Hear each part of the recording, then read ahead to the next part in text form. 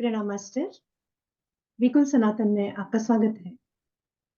Master, हम अभी षड विद्या पे जो संवाद कर रहे हैं उसमें हमने तंत्र, मंत्र, यंत्र, संसार दर्शन, समन्वय तक तो आपसे ज्ञान पाया है। अब अंतिम चरण रह गया है मार्ग। तो मार्ग पे हमें बताएं, कौन ओके। से मार्ग पे चलना है, या तो मार्ग क्या है? ओके। सो जैसे हम अभी तक करते आए हैं, तो इसी तरह से हम पहले बाकी के जो अंग अभी हमने डिस्कस किए हैं षड विद्या के, तो उनके ऊपर एक बार छोटा सा रिकैप। तो षड विद्या मतलब 6 अंग, 6 अंगों वाली विद्या। ठीक है।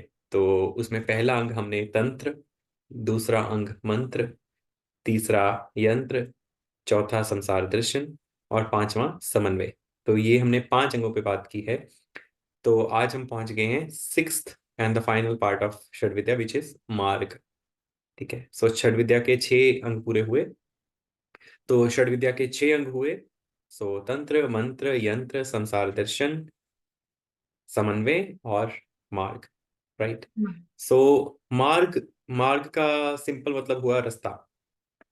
ठीक है। मार्ग का सिंपल मीनिंग हुआ रास्ता, जिसको हम इंग्लिश में कहते हैं पाथ और वे।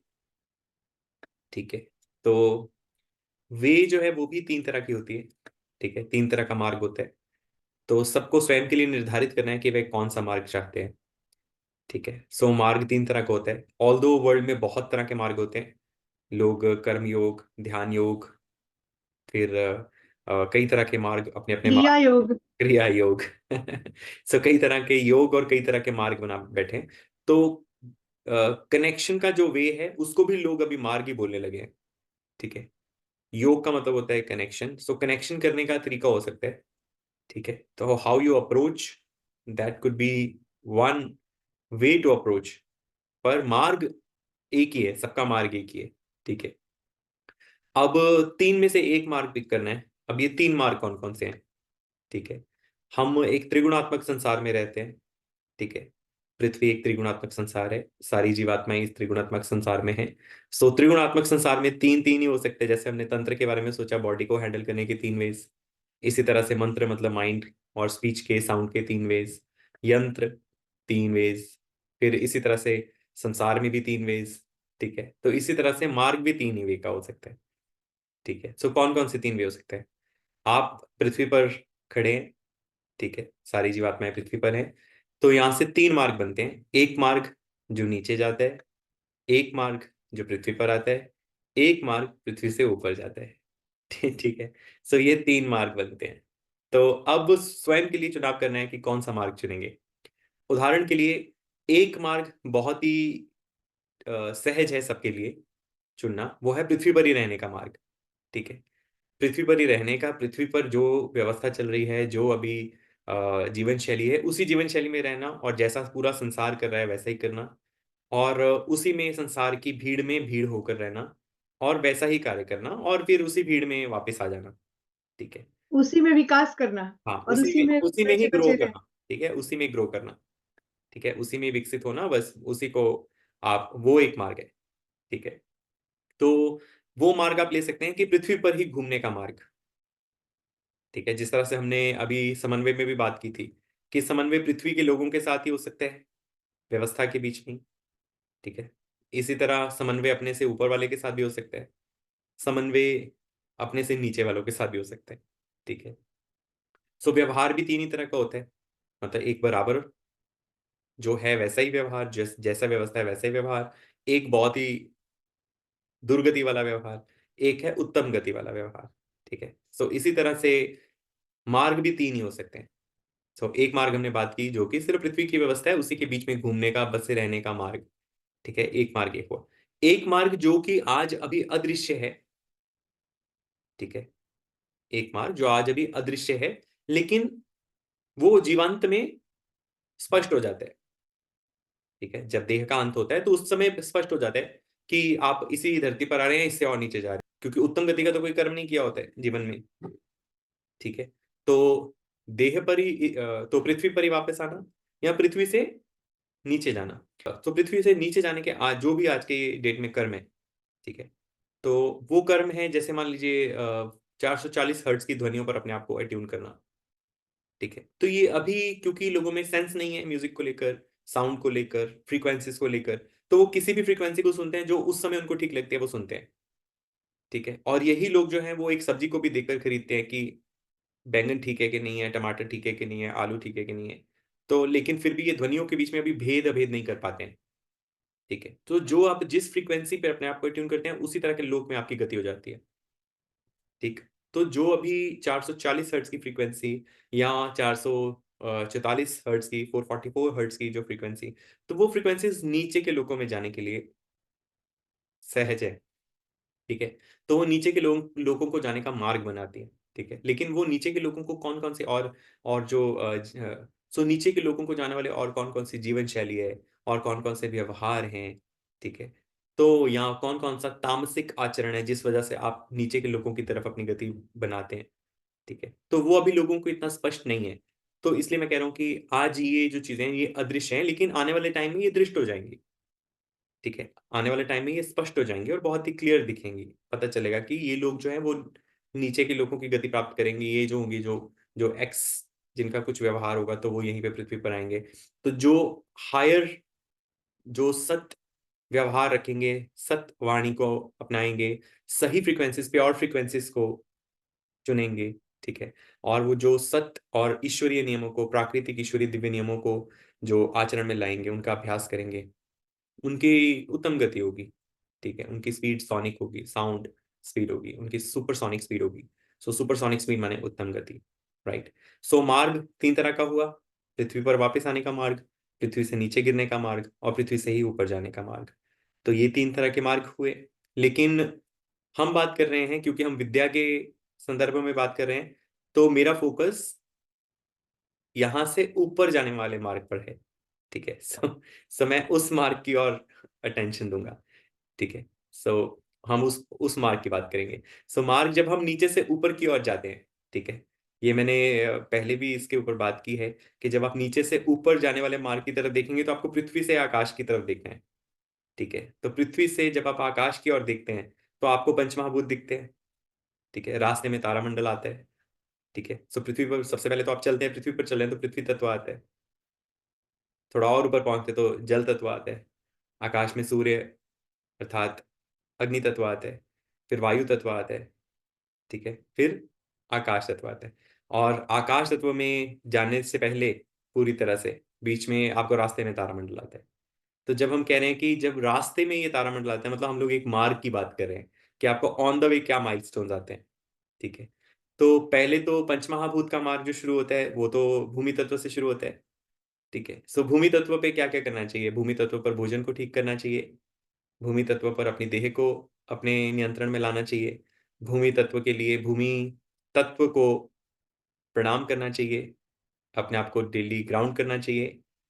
ठीक है, प्रकृति की तरफ सही भावना रखनी चाहिए और सही वाक्य बोलने चाहिए। ठीक है, इसी तरह से जल तत्व, जल तत्व के प्रति सही भावना, क्योंकि जल को हम देव कहते हैं, जल देवता। तो जहां पे देव और देवी वर्ड लग जाता है तो उसका अर्थ हो जाता है कि जीवित हैं। ठीक है, इसका मतलब तत्व जो है वो लिविंग है।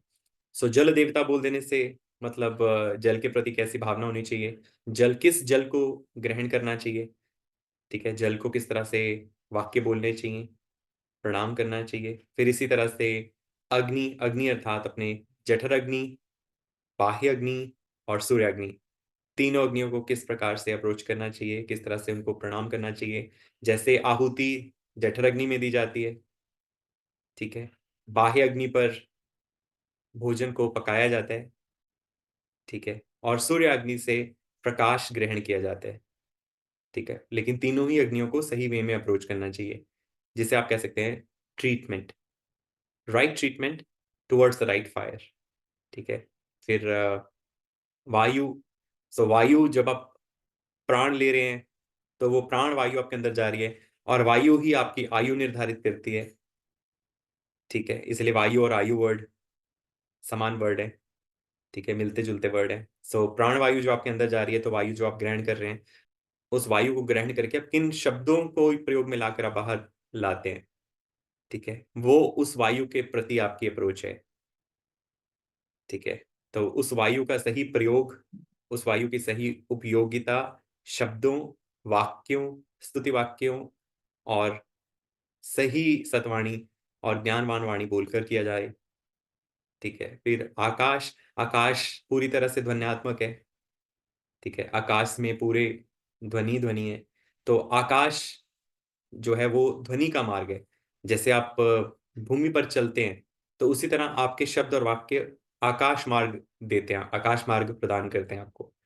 ठीक है, सो आकाश तत्व में आपकी ध्वनि जाकर मिलती है। तो सही फ्रीक्वेंसीज को सुनना, सही फ्रीक्वेंसीज को बोलना, सही शब्दों को, सही वाक्यों को, सही ज्ञान को सुनना और सही ज्ञान का उच्चारण करना, ये आकाश के प्रति आपका सद्भावना है। ठीक है, आकाश के प्रति आपकी सद्भावना है। ठीक है, सो इसी तरह से फिर तारामंडल बीच में आता है। ठीक है, जिसको जो सही वास्तविक जीपीएस तो यही है। तो बीच में ऑन द वे तारामंडल आता है। तो तारामंडल के प्रति आपका क्या भाव है, तारामंडल के प्रति आपकी अप्रोच क्या है, आप उसको कैसे अप्रोच करते हैं, कैसे आप उनके प्रति अपना व्यवहार दिखाते हैं। तो ये मार्ग है। ठीक है, तो उसके बाद फिर मन, बुद्धि और अहंकार का मार्ग आता है। सो मन वाणी द्वारा नियंत्रित किया जा सकता है, मन देह द्वारा नियंत्रित किया जा सकता है, फिर बुद्धि ज्ञान द्वारा पोषित होती है। ठीक है, बुद्धि ज्ञान का विज्ञान करने पर पोषित होती है और फिर आप आत्मिक स्तर पर प्रगति पाते हैं। एक बेसिक आउटलुक है षड विद्या के छठे अंग मार्ग का। Yes, yes Deepali. मास्टर, आपने शुरू में बताया कि ध्वनियों की पहचान होना, सही ध्वनि सुनना, तो ये हमें कौन बताएगा या कैसे हम पता कर सकते हैं कि ये वाली ध्वनि सही है, ये वाली ध्वनि बहुत ही सुनने लायक सिंपल, नहीं? ये भी बहुत ही सरल सवाल है। देखिए, आप किसी भी ध्वनि के लिए सबसे पहले क्या देखते हैं? इंस्ट्रूमेंट। ठीक है, किसी भी ध्वनि को सुनने से पहले आप क्या देखते हैं? इंस्ट्रूमेंट। तो इंस्ट्रूमेंट की कंडीशन ही बता देती है कि उसमें से कैसी ध्वनि निकलेगी। तो यदि इंस्ट्रूमेंट प्राकृतिक है, इंस्ट्रूमेंट की संरचना कैसी है, ठीक है, इंस्ट्रूमेंट का उपयोगिता क्या है। ठीक है, सो अगर कोई भी इंस्ट्रूमेंट अच्छी ध्वनि प्रोड्यूस कर रहा है और निरंतर लगातार अच्छी ध्वनियां प्रोड्यूस करता आ रहा है, तो इंस्ट्रूमेंट रिलायबल है। ठीक है, यही पहचान होगी ना अच्छे इंस्ट्रूमेंट की, तो ये पहचान होती है कि उसमें से कौन सी ध्वनियां निकलती आई हैं अभी तक। ठीक है, और वो ध्वनियां कैसे बेहतर बेहतर और बेहतर और बेहतर इवॉल्व हो रही हैं, है ना। तो इसी तरह से आप देखते हैं इंस्ट्रूमेंट की पहचान होती है। तो जिस मनुष्य से, तो जिस व्यक्ति से, जिस बीइंग से निरंतर वैसी ही ध्वनियां निकल रही हो, ठीक है, वैसा ही व्यवहार आ रहा हो, प्राकृतिक ही ध्वनियां उत्पन्न हो रही हो, प्राकृतिक ज्ञान ही उत्पन्न हो रहा हो, ठीक है, नियमित प्राकृतिक ज्ञानवान ध्वनियां निकल रही हो, तो उस इंस्ट्रूमेंट की ध्वनियां सुनी जा सकती। सो वो ध्वनियां हमारे अंदर भी क्या करेंगी, वो ध्वनियां आपके अंदर भी क्या करेंगी, वो ध्वनियां आपको नियमित करेंगी, प्राकृतिक बनाएंगी और ज्ञानवान बनाएंगी। सो ये सिंपल एक पहचान है इंस्ट्रूमेंट की। जी मास्टर। अब एक आपने आकाश की ध्वनियों के बारे में बताया, तो वो कोई कैसे सुन सकता है? देखिए, सबसे पहले तो ये है कि हर हर ध्वनि को सुनने के लिए जैसे आपको एक डिकोडर चाहिए होता है। ठीक है, आपको एक डिकोडर चाहिए ना, जो ध्वनि को आपको बताता है। जैसे मान लीजिए फोन में आपकी ध्वनि आती है कोई, तो वो ध्वनि जो है वो उसके अंदर जो प्लेट लगी है उसमें से बाद में वो डिजिटली वो ट्रांसलेट होकर आपको सुनती है ना। ठीक है, तो इसी तरह से हर ध्वनि का एक डिकोडर चाहिए होता है। तो जो आकाश है, आकाश से जितनी ध्वनियां प्रसारित हो रही हैं, तो उसका डिकोडर भी तो आकाश से कनेक्टेड होना चाहिए। ठीक है ना, अगर डिकोडर आकाश से कनेक्टेड ही नहीं है, तो वो क्या ध्वनि आपको डिकोड करके देगा। जी। ठीक है, सो डिकोडर आकाश से कनेक्टेड होना चाहिए, डिकोडर प्राकृतिक होना चाहिए। So that decoder is instrument ना, डिकोडर मीन्स इंस्ट्रूमेंट। जी मास्टर। राइट, सो अगर डिकोडर सही है तो आप आकाश की ध्वनियों को सुन पा रहे हैं, जिसको अभी लोग आकाशिक रिकॉर्ड्स बोलने लगे हैं। बेसिकली जो स्क्रिप्चर्स ऋषियों ने बोले हैं, लिखे हैं, ठीक है, वो क्या है, हम्म। वो आकाशिक रिकॉर्ड्स ही तो है। आकाश जी। तत्व से जो उच्च लोगों का ज्ञान उनको प्राप्त हुआ है, तो वह ज्ञान उन्होंने तपस्या द्वारा जो ज्ञान पाया है, उस ज्ञान को ही उन्होंने लिपिबद्ध किया है। ठीक है, जी। तो वो ज्ञान क्या है? ज्ञान ध्वनि तो है।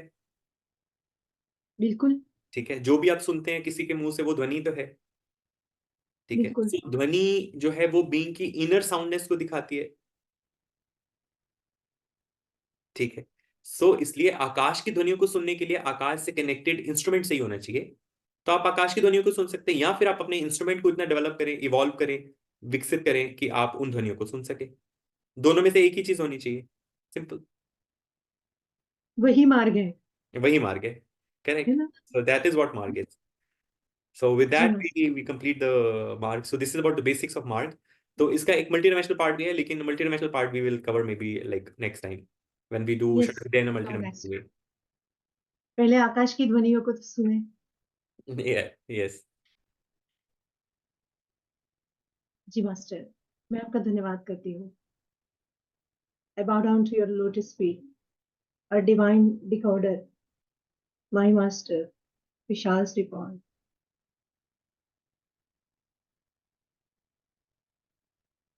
मैं धन्यवाद करती हूँ मास्टर। पूरी षड विद्या हमें थोड़े थोड़े आयाम, उसके पूरे आयाम पर छोटे छोटे हिस्सों में समझा के हमें फिर से जो याद दिलाया, समझाया। और हमेशा हमारे पास ये रिकॉर्ड में रहेगा कि कभी भी सुनना है, कभी भी हमें कोई चीज समझनी है तो फिर से हम समझ पाएंगे। right, अपना कीमती समय हमें देके ये हमारे साथ संवाद करने के लिए धन्यवाद करती हूँ मास्टर। right. जय हरिहर, जय श्री विशाल।